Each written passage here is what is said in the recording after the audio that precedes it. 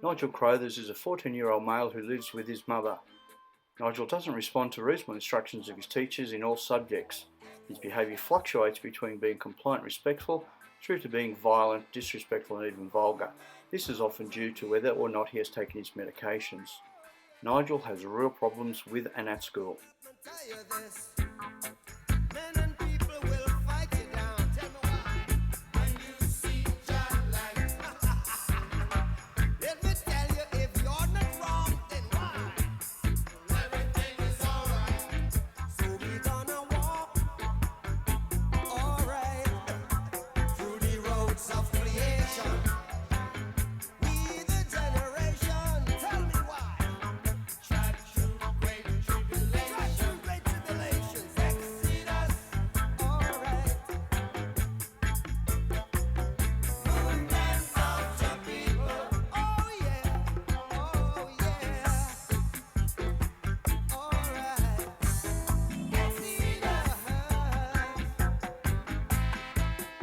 Nigel experiences an instability of mood, which can sometimes cause him to be disruptive in class, even to the point of threatening violence.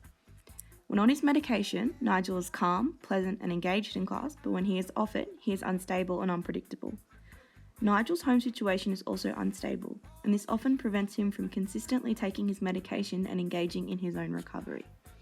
Students like Nigel, who suffer from a mental illness, which causes their behaviour to become erratic and negatively affects their ability to learn, will need extra support not only at home but also in the classroom. Nigel is on a behaviour contract negotiated between him and the school, and further lenience may be required to accommodate his condition.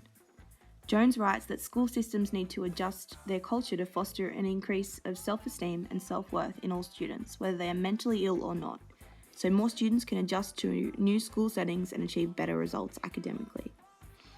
Nigel's behavioural contract is an incentive to behave, but medication and mental illness themselves can impact negatively on cognitive function. Greenberg, Domitrovich and Bumbarger write that children with behavioural disorders have poorer social skills, higher rates of cognitive distortions, example hostile attribution bias, and cognitive deficits, example poor problem solving. These social cognitive factors not only contribute to the development of problem behaviour, but are also a consequence of it.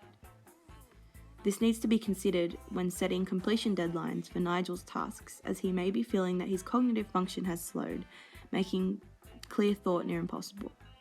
Providing a stable routine and environment for Nigel will be paramount in achieving successful outcomes, as routine is often a huge part of aspect for treatment of mental illness. This allows for Nigel to develop good behaviours and habits in the classroom, which he can take home with him, such as taking his medication consistently, staying focused on tasks, and contributing to discussion. Nigel may also require more toilet breaks or just in-class breaks so that stress can be minimised and he can come back refreshed and on task. Nigel can either be referred to a school counsellor, or the teacher can teach him outside of class mindfulness practice or meditation, which he can use as a strategy to calm himself down and order his thoughts in class. Mindfulness practice is where a person is taught to remove themselves from their thoughts, so to relax or not to feel controlled by them.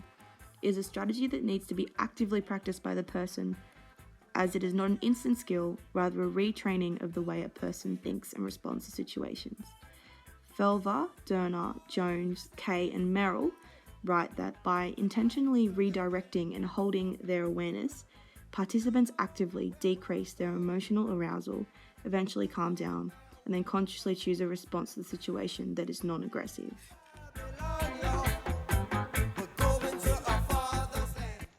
Nigel's case is a perplexing one to say the least.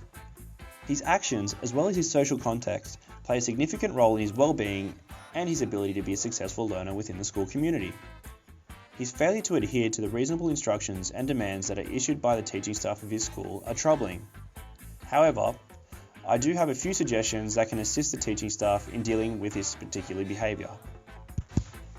Firstly, Nigel's indifference to the teaching staff stems from his inability to comprehend and value socially acceptable behaviour. As a result of his social cultural environment outside of the school grounds, Nigel values social interaction and attention more than academia and being compliant with instructions. The social expectations that are set by the school are not something that he has to adhere to at home. Any intervention the school takes with Nigel will require changing his understanding of what is acceptable in social settings outside of home. As we are seeking to reprogram the way in which Nigel views his world and make them more compatible with societal norms, the suggested intervention will be based mainly on cognitive behavioural theories. However, as the Lifford model forms the basis of our approach, the interventions will incorporate a number of different theoretical areas of thinking. In order to have the best results for Nigel and the school, a multi-tier intervention approach will be necessary. This means that we'll be utilising intervention strategies that are focused around the entire school, not just on Nigel.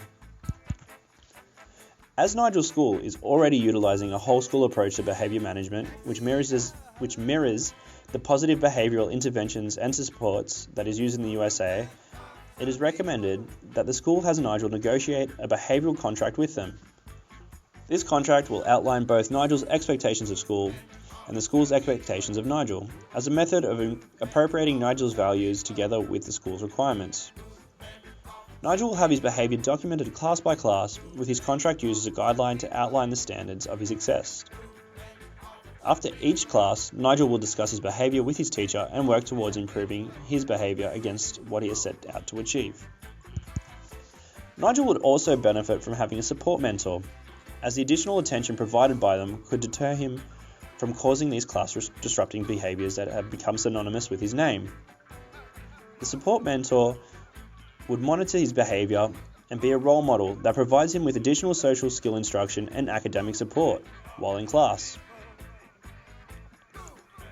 As the academic year progresses, Nigel's behaviour will be regularly discussed amongst his teachers and his mentor in order to track his progression and to outline his weekly trajectory.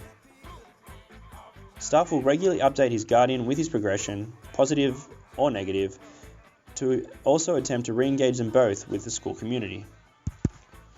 To motivate students that express similar behavioural issues to Nigel, a positive reinforcement strategy can be put into effect in order to reward those students to continue making positive changes to their behaviour.